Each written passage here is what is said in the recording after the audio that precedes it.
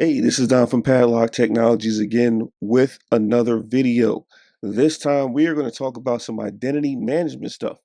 So I'm going to introduce a cool new tool using something that we already know, which is Cisco Duo, and we're going to talk about identity intelligence.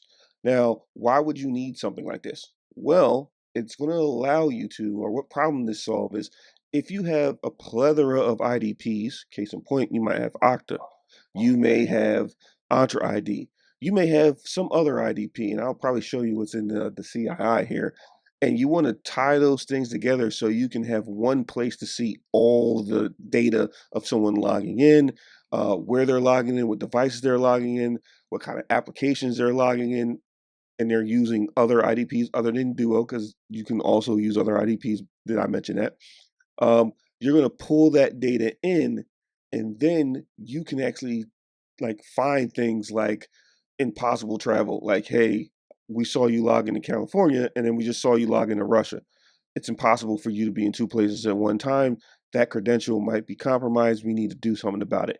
And if you don't know, 80% of all breaches nowadays start with some kind of credential being stolen and used to get into the environment. It's no longer that brute force kind of situation going on. So now with that being said, I'm going to go into Cisco credential identity intelligence, and then you're going to see how cool that is. So let's go into the lab right now so I can show you. So here is CII in a nutshell. Now, as you can see, I only have one IDP integrated, which is Duo by default when you have Duo. Now, I do want to tell you that you need to have a certain level to do this. This is not in the basic level with Duo. You need Advanced or Premier to do this. So if you do have Duo and you don't have those two levels, you can't get CII.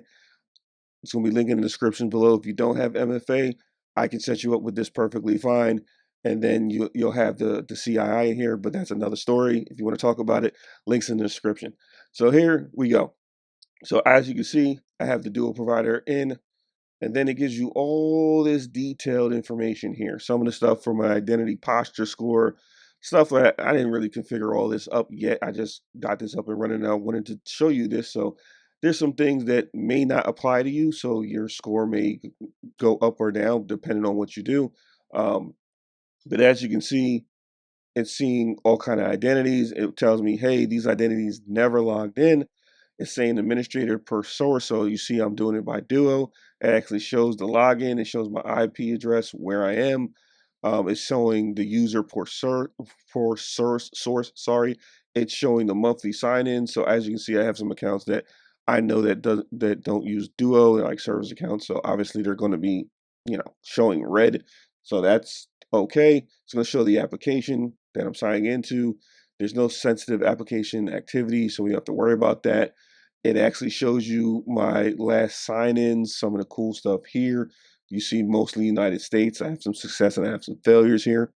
Um, what else is there? Some cool stuff here. From an MFA standpoint, you can get more data here with MFA showing you what am I doing, phone, push, SMS. They really don't want you doing SMS. So if you're still doing MSS or SS, I swear I'm going to get this wrong every time. SMS. If you're doing that, then they really don't want you to use that in Duo anymore. So you might want to turn that off because you can always you can get around that, right? And people can kind of get past your MFA if you're still using SMS. You can see the devices, right? So this shows you kind of devices here. Obviously, it's just Duo because I'm only doing Duo. We have some of the latest OS stuff. Outdated devices to show you that device usage, operating system usage. Now, the cool thing about this, though, if I go to users and I actually click on myself here, this is the cool stuff here. It's going to show you a whole bunch of information when you get down to the user, right?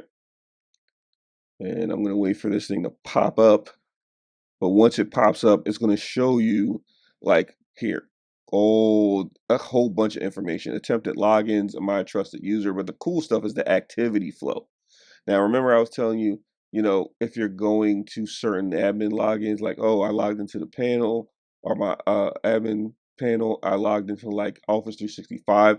It'll show you exactly the activity and the flow of how I got into stuff. Like, see admin panel, you see Entra ID stuff. That's my Office 365 stuff. It'll show you what kind of authentication that you're using. Like, it was a push authentication, dual mobile app. It'll show you bunch more information, a lot more information that you would get that you wouldn't get in the basic level, right? You wouldn't get all this data. And again, you can pull in multiple IDPs to get a lot more information. You see the applications, you can click in blue applications to show you the application and show you the groups.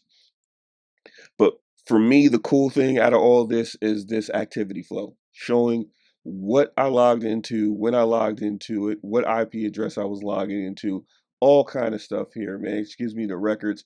Now, I know about this already because I think I already have a account with the same account in there, or same email address stuff in there. So I'm gonna rectify that. You'll see some activity stuff. So here's all my activities. As you can see, logging in Office 365, logging in Office 365. It shows me the IP address they're coming from. Again, this is where you can find out impossible travel, stuff like that. It also show you the networks where it's coming from or where I'm signing in from, as you can see. Then you see it show you the devices that I'm using, trusted devices, work phones, any kind of applications I'm going to. Mainly it's going to be Office 365 and Duo for right now. And then there's obviously this check to say, hey, oh, you may have a shared authenticator. Obviously, I was doing some testing and I use the same phone. So that's why you see this here. But again, this is information that you're not going to get in normal Duo. You have to have CII for this, right? And obviously, when you integrate multiple IDPs, it's just going to give you more information. Now, the thing about the multiple IDPs is this is if you're not using Duo for MFA for other things. So let's say you had other applications that you were just logging directly into with a different MFA. When you integrate it, like say it was Okta for some reason. Well, you can integrate Okta into CII and then you can see that information, right? Okay, they logged in using Okta here and get the information, what apps and the activity flow and stuff like that. So it's very easy to trace and see if you have some kind of credential, compromised credential issue going on, right? Let's see here. I don't want to do applications. Let's go to the integrations, like I said. Now, if I wanted to add integrations, you would hit this add integration.